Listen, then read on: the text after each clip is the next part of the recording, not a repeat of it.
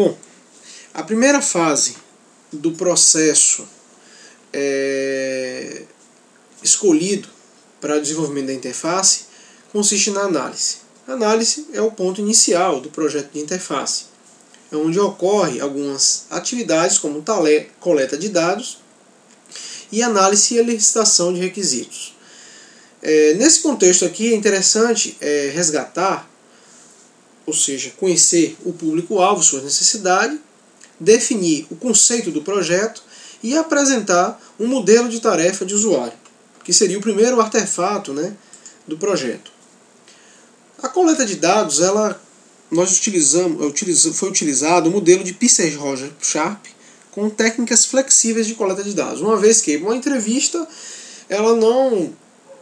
apresentaria todos os requisitos possíveis, toda a percepção possível para a criação da interface. Era necessário também a realização de outras técnicas, como observação natural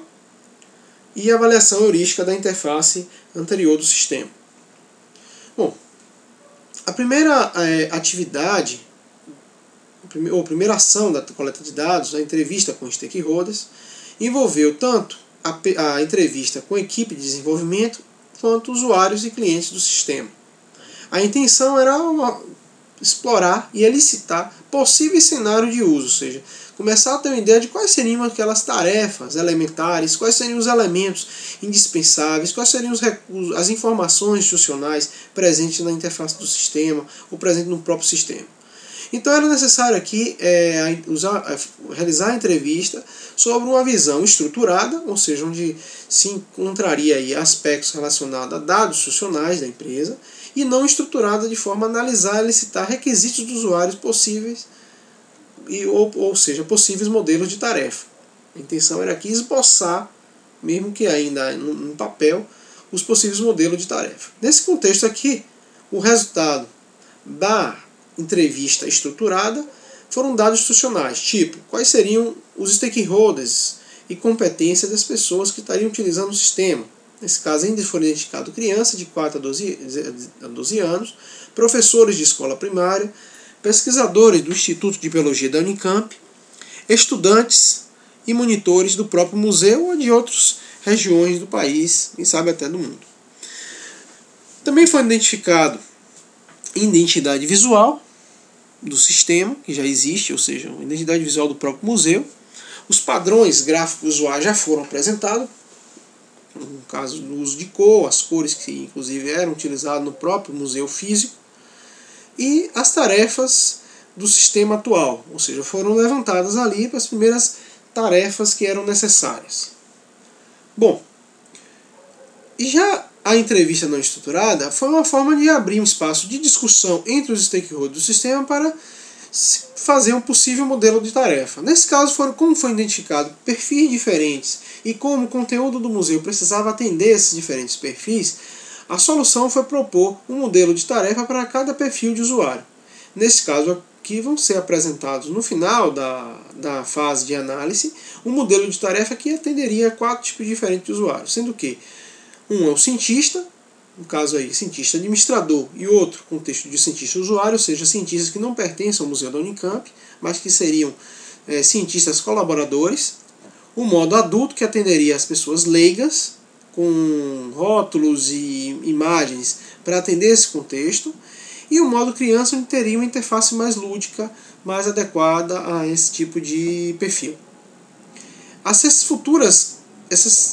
futuras tarefas que foram levantadas aqui serviriam para a definição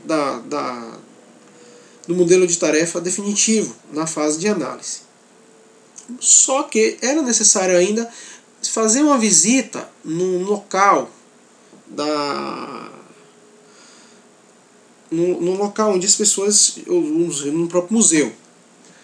onde foi observado aqui os usuários na execução de suas tarefas, onde foi a grande contribuição foi uma ampliação do acervo do museu por parte dos stakeholders do sistema, ou dos stakeholders do processo, ou seja, as pessoas que estavam envolvidas na construção da interface e também no sistema. E dessa forma a observação natural serviu para complementar a entrevista, ou seja, que de uma certa forma a gente pode perceber a dimensão da quantidade de espécimes que vão estar sendo coletados pelo banco de dados, pela equipe do Instituto de Computação, e o quanto é complexo o conteúdo a ser apresentado nesse sistema, no caso o acervo do Museu de Zoologia da Unicamp. Nessa fase de coleta de dados, ou nessa atividade de coleta de dados, também foi feita uma avaliação heurística por parte do especialista, onde se detectou alguns problemas de usabilidade. Na verdade, o objetivo aqui é listar problemas de usabilidade. Dentre eles, foram encontrados feedback e status do sistema, a ausência de estrutura de navegação auxiliar, como menu de rodapé, menu laterais, não existia um apelo visual para os stakeholders, ou seja, as pessoas acessariam as páginas, independente de ser criança, adulto ou coisa do gênero, encontrariam as mesmas estruturas de rotulação, a mesma nomenclatura, não utilizavam ícones para ajudar a facilitar a interação com as crianças, e total inconsistência na fase inicial, onde não tratava nenhum chamariz, nenhuma parte interessante que seria muito interessante para o contexto do museu. A avaliação também constatou o resultado de busca, que era ineficaz, que já serviria de requisito lá que fosse desenvolver o sistema, inconsistência quanto ao uso de identidade visual e cor e elementos de interface presentes no sistema, uso desnecessário e ilustrativo de elementos e falta de clareza nos conteúdos das áreas itinerantes, como é o caso lá da própria visita ao museu. O resultado da análise foi um design pobre, páginas que têm conteúdo, mas acabam perdendo por conta de uma falta de visibilidade, e um grid fixo, né? Vocês vão perceber que a interface desse museu, na primeira versão, é uma interface física que não explora as variedades do grid de interface. Bom,